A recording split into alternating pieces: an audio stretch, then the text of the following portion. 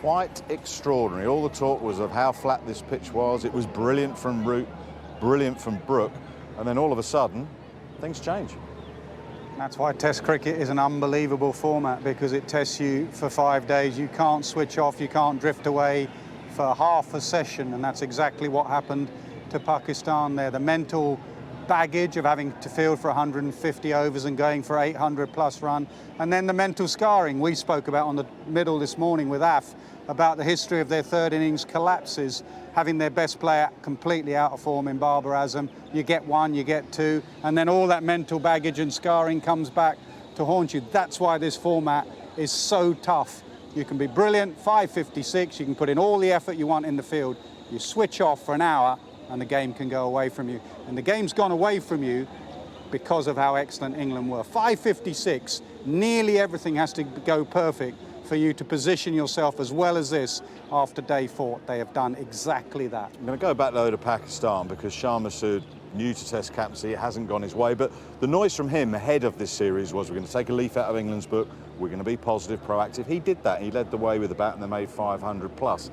Now they're in that situation. That tests that new method that he's trying to bring into the side, and they've crumbled on it. So how will they be feeling up there now? Well, firstly, I don't believe in the new method. I believe in playing what's best for your team, what suits your team. Don't copy another team. It's like when I used to captain, everyone used to say, oh, what Australia doing? Copy what Australia doing. Well, they got McGrath and Warren. I like to look at New Zealand, actually. What are New Zealand doing? They're a side that always punch over their weight and do really well in tournaments. What are they doing so well? So try and copy sides that play your style and brand of cricket. This England side don't play a Pakistan style and brand of cricket. Play a style and brand of cricket that suits your players. And I think they moved away from how they batted in the first innings, where they got their tempo spot on. Second time round, they looked a bit frenetic. Name me one England batter that looked frenetic in 817 runs or whatever it was. Not a single one. Name one time that Root and Brook looked frenetic throughout that partnership. Not once. And yet you had an opening batter in Abdullah Shafiq, who plays a big booming drive first ball. You have a skipper clipping it in the air to get out. There were a lot of dismissals in there. Barber getting opened up as he has been recently. So I think there is a bit of mental baggage and a mental scarring there. But then you have to again give credit to England, the lengths they bowled. Carse in the first innings was used as a battering ram, short pitch bowling. He just came in and bowled that hard length, that top of off stump, hit the cracks. Wokes with a new ball a little bit fuller. Atkinson showing his skills. I thought Pope had a really good couple of hours there. Very good from England to get themselves in this position. Many killer stats, not least 454, that partnership, the highest in Test match cricket for England ever. A day for stats, an incredible day for stats. What has been at times a bit of a turgid, dull Test match because of the pitch, you cannot argue that that partnership was in any way dull. They were just quite brilliant. Two very fluent players. I saw a tweet actually, and I agree with it. Harry Brook has the shots of Kevin Peterson and the rhythm and hunger of Joe Root. Now that is a combination of two of England's greatest ever players. If you name 5 of England's greatest ever players, Peterson and Root would be in there. And I think Harry Brook has a little combination. There's that flamingo he played that way, into out over the offside, the way he sweeps and reverse sweeps spin, a little bit like Peterson. But he has that Yorkshire hunger, the Yorkshire grit, and that rhythm and tempo to batting. A triple hundred. It's not that long ago that Harry himself was under a bit of pressure, hooking at Lords. 5 men back against Cummins and Stark and Hazelwood having a hook. Sri Lanka bowling 5th stump and him taking guard on 5th stump and then chipping it to short extra cover. One thing with Brook, if you know Harry Brook and you know how much he loves batting, he will learn from those mistakes and try and put it right, and he has put it right. I thought Ath made a very interesting point earlier in the day when he was talking about Harry batting with Joe. Sort of, we call it the master and the apprentice. It's a bit of a cliche, but Ath felt that perhaps if he was batting with a Zach Crawley or a Ben Duckett, who's going really hard all the time, he might sort of outdo them. But with Root, the calming influence, the mentor at the other end, he did exactly what you just said, a bit of Root with the flair of KP. Yeah, I guess it's like if the teacher's not in the room, you mess around a little bit and you mess around with your mates a little bit if it's Duckett and Crawley. If the teacher's in the room, and he is the teacher in Joe Root, he's taught us all out of bat for the last 12 years, you sort of behave yourself just a little bit more. Harry Brook, I'm sure, I'm not doing the age difference, but he'd have grown up watching Joe Root bat, and he's out there breaking records with Joe Root. Why wouldn't you want to stay with him? I was literally on this ground, just up that way, and Harry Brook walked past me when we were here 2 years ago, and he just went, "Nass, I love to bat." And that's what he showed today. And we were at the Oval about 5 years ago, and we went over to Joe Root, and I was going to do a blast game up at Headingley. And he said to me, "Nass, you're going up to Headingley. One lad you've got to look out for, and none of you are talking about him yet, is Harry Brook." You know, that partnership for however long it was with those two, the fitness levels, there wasn't one time where they looked and went, "Oh, we've had enough, we're a bit tired. It's better in that air-conditioned dressing room. We're going to have to field again. We've got enough runs." Because that partnership kept going so long, it meant that England got 260 more runs than Pakistan did in exactly the same number of overs, 149, 150. And out here, if you score so quickly, then that buys you time to get 10 wickets, 20 wickets. I think it's only Virender Sehwag who's got a 300 in as quick a time. I think he was slightly quicker than Harry Brook. And we're talking about Harry Brook in the same sentence now as Virender Sehwag. So, like I said about Root last night, we build up these overseas players. Root's one of our own. We build up young players around the world, Jaiswal and lads like this. We've got Harry Brook as well, and he can do it in all formats. Also, when he flicked that switch towards the end as well, there was a period where he was leaning on his bat handle. He looked like he was cooked. But all of a sudden, he went again, just before the tea break or whatever. I was coming up to that point where you thought, well, they might declare, or he might go to 300, or he might go beyond. And he had the stamina and the skill to go again. Yeah, he got to two. Well, after lunch, you could see the plan was obvious. Go hard. Duckett told us the plan last night. Bat the first session, go hard. He went hard. I think Joe Root faced 3 deliveries in half an hour, so he got the scoreboard moving. Then I watched him carefully, and that is the Yorkshire in him. Got to 290, and if you look at his innings between 290 and 300, there were runs on offer. You're not going to get, this is not elite punditry, by the way, you're not going to get too many opportunities to get 300 in a test match. He just got his head down, and however exhausted he was, he just knocked it in the gaps and got to 300. Incredible, really, incredible. We took it for granted because the pitch was so flat or whatever, but one lad gets 262, the other one gets 300 plus. All records broken today. A statistician's dream. We can show you some of those stats from Malta, and I mentioned that partnership between Root and Brook. The best by an England player in Test match cricket. 823, let's start at the top. 823, the 4th highest team total in Test match history. Now, bearing in mind, there have been 2,553 Test matches. 317 for Harry Brook, the 5th highest score by an England batter in Test. We thought he was going to chase down Graham Gooch, perhaps go even further. 451, the highest Test partnership at any wicket and the 4th highest partnership in Test history at any wicket. 262 for Joe Root. We haven't come on to him just yet. Joe Root's highest score in Test, 12,664 runs now for Joe Root, becoming the highest Test run scorer for England, going past Sir Alistair Cook. Root's numbers, staggering. Staggering in 12 years, staggering in the last couple of years, and he's just a machine now, to be honest. How are you? Time, actually. I've been waiting for you to say something nice now. I'm only joking. Yeah, I'm good. How was that? Come on, I know fun. you talk about the team, but indulge us for a while. No, it was good fun. It was really good fun. It was challenging. It was obviously very hot and quite tiring, but that's part of the fun of it, I suppose, was when you're out there and you're sore and you're tired, you just remember what it feels like being on the other end of it and fielding out there, and for the bowlers as well to have to keep coming back.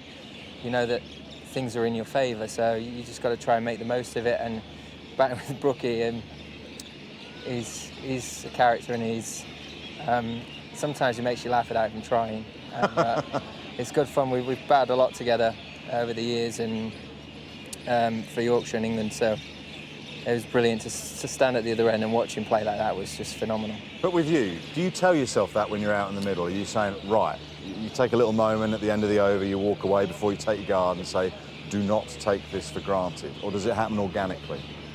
You just know what it's like, this game. There are periods where you're really struggling and it's so hard, and just every little mistake, the nick carries, or there's a brilliant catch, there's that 50-50 call on an LB or whatever, and all of a sudden it feels like 5 innings and you've not scored a run, and you're not in good nick, and you get days like today where dropped at mid-wicket in the first half an hour of the game. You know, we've got to really make the most of this and get us in that position where we know we've got a real chance of winning the game.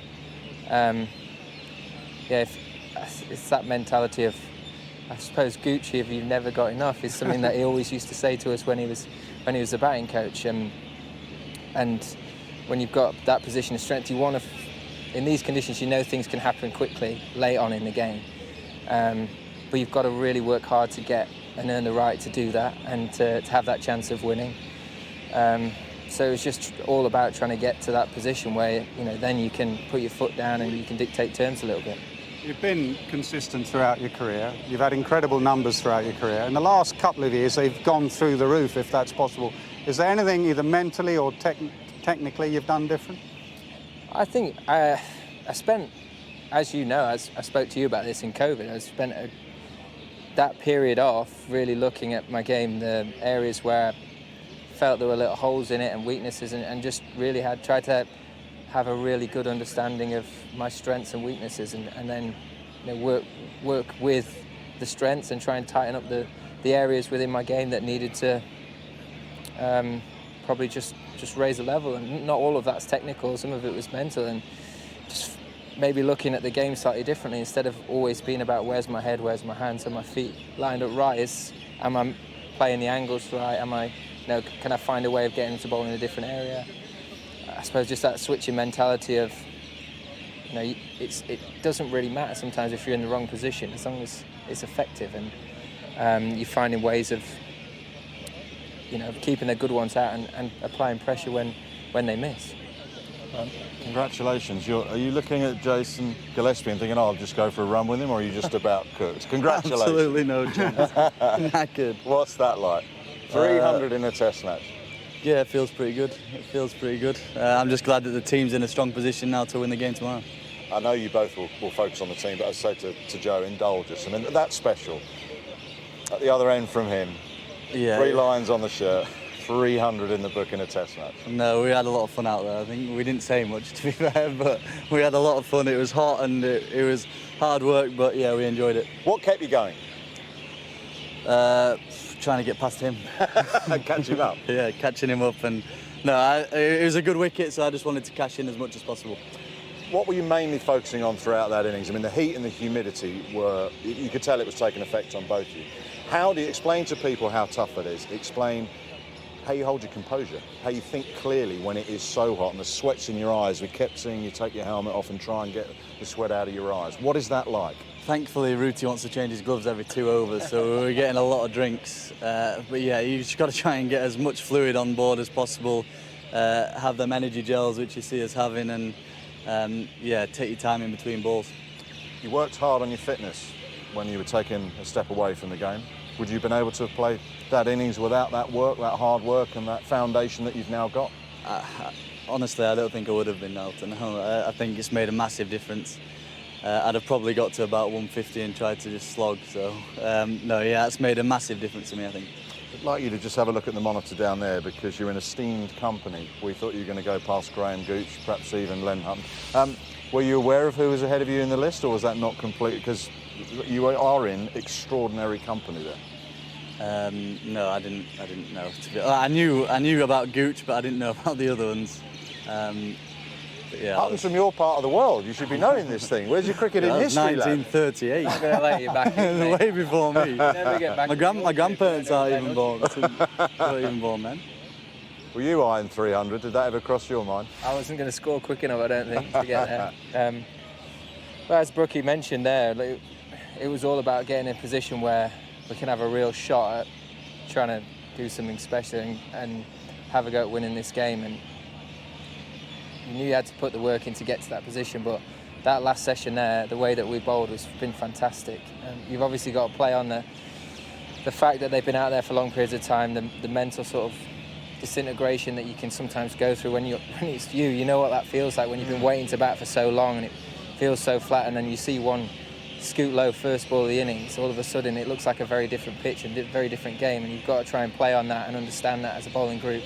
If you hit the right areas and you create those opportunities, then it could really cause some havoc. And for us to be here now, 6 down, is brilliant going into the last day. I was saying to Wardy just earlier that a few years ago I was at the Oval with you and I told you I was going to do a blast game at Headingley, and you turned to me and said, the one lad you should be talking about is this lad Harry Brook. he's a serious player. What did you see? I don't want to embarrass you or him. What did you see in him? And has he surprised even you, or did you know this is what he could do? No, I knew how good he was going to be.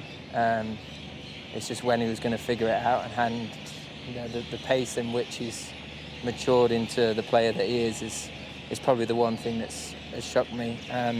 But at the same time, it hasn't, because of his work ethic, the way that he looks at the game. Someone with so little common sense outside of cricket, the intelligence that he has when he's got a bat in his hand, and the understanding of different scenarios and his own game is quite contrasting. So, like I said, to see him go and play like that today was awesome, and to be stood at the other end for most of it was a real treat. Would you like a right of reply for that lack of common sense away from cricket? I'll let him have it later. Okay, good lad. Do you learn from his tempo? Do you learn from how he constructs an innings when you're at the other end? I mean, you've got the best seat in the house. It's probably the best education any young England batsman can have. Yeah, he's obviously one of the best players and England's greatest ever batter. So I think what comforts you the most when you're out there is watching how easy he makes it look and how hard it is for the bowlers to get him out. He's playing the ball so late, and he scores a lot of runs through third man as well, which is tough to defend. You bowl your best ball and he's scoring runs off it. So to watch that and watch how slow he's making the game look as well it comforts you when you're at the end. In terms of your cricketing education and your batting education, now batting with Joe would be one thing, as you've just discussed. What about captaining the white ball side? Do you have to look at the game slightly differently? You have to understand players in the dressing room. Has that helped your game and your approach to cricket, given that you've had that brief bit of leadership role? I think it does when I was captaining. Now I've back in the ranks. Yeah, but let Popey go. I offer him suggestions and speak to him about different field placings and whatnot. But at the end of the day, it's his team at the minute, and try and not fill his head with too much stuff. We spoke after you went past Sir Alistair Cook's tally of hundreds at Lords. You've now gone past him in terms of the leading run scorers. I know you don't like talking about stats, but you've done him again. Yeah, it was nice. He gave me a call last night. I had a good chat with him. As you'd imagine, with Cookie, very gracious and complimentary. But it's pretty cool that. So see if we can keep going. When Duckett said that you were playing it all cool out there and you didn't know 71 was the magic number to go past him, but actually you were all over it like a rash, counting them down. I wasn't counting them down. That's a lie. But of course, like you guys tell you every other day. So, I didn't know whether it was 70 or 71. So you don't want to go too early and then get out of here. So how many do you need to get past Sachin? I have no idea about that. Yeah. I know it's a good way off yet. Given what happened in the first few days and how hard you two have got to work, finish the job off tomorrow, that'd be quite some achievement. It'd be a hell of an achievement. As I said, we worked really hard to get into this position, and tonight I thought that was equally as phenomenal as the way that we played with the bat, to exploit the little that was there on offer for us and to get ahead of it. And already one of their bowling all-rounders out there batting is a great achievement for us. So if we another day's wear into the wicket, I'm sure we're going to create some opportunities. If we can open the door early, things are going to hopefully fall in our favour, and we can enjoy what's been a really good week. You know, when former England captains end up with short leg pads on, it's the beginning of the end. I know. There's something wrong with this, isn't there? Ben Duckett, he's the one that stitched me up. But no, congratulations. Congratulations, lad. Thank you for joining us as well. Cheers. Thank you very much. Cheers. Congrats. Shut that mic wherever you want. Oh, give it me. Thanks. Well done, mate. Good stuff. Put that down somewhere. There we go. What a nice pair. And I love the fact that he criticises his common sense away from the game. Only two very close teammates could say that on television. Stokes does that as well about him, doesn't he? So he's got cricket intelligence. That's all you need to have in this game, really. He's got a lot of cricket intelligence. Because, as I've said, there have been a couple of times where it's been questioned, that ruthlessness, the hooking in the Ashes with 5 men out, the Sri Lanka line. And like today, last couple of days, he showed that ruthlessness. Two lovely lads, aren't they? Just, you can see how much it means to them playing for England. Sometimes you forget when you've played for a long time or you're on the other side of the fence, but for Joe to still mean that much, and see in his eye, looking towards Harry, that the baton will eventually be passed on. You know, it went from Boycott to Vaughan, you know, maybe Boycott, Moxham, Vaughan, Root now to Brook, that lineage of Yorkshire opening batters or top order batters. That production line is still there, and it is a joy to watch. You cannot say you'd ever watch those two bat and be bored, even on this flat pitch. They make batting look so easy. Ollie Pope done? Because you praised strongly Ben's captaincy back in 2022 when they won 3-0. As you say, 5-5-6 they conceded, and they're going to win tomorrow. Yeah, he's done very well. He's done incredibly well. I thought his seamers and getting the lengths in the field. You said out there at lunch or in tea, you're going to get more catches in front of the wicket, aren't you? There was one dropped at mid-off. Shah Massoud dropped at short mid-wicket, or caught at short mid-wicket. He had the catches there. I was up with you in there, and you went, these three seamers are doing a bit, but they're getting tired now. And the very next over, he brought Jack Leach on, and he got the outside edge. I think he's done very well. And also the way he's kept his body language and kept those bowlers going. This game now puts into sort of perspective how well they did in the first innings. England getting 800 plus shows how well England actually did in their first innings. But the key was batting 150 overs, rest your bowlers so they can come in fresh and do that. Joe and Harry just finishing off some of their media obligations. It's been a privilege to watch them, hasn't it? Privilege to be here. Absolute privilege. Joe for 12 years, Harry Brook for a long time to come. Really special people, really special players. The tempo of batting, if you want your boy, your girl to bat like anyone, those two just about get it right. They're not hard hitters, they're not power hitters, they're not someone that bully the opposition. They sort of take them down gently but ruthlessly. Well played.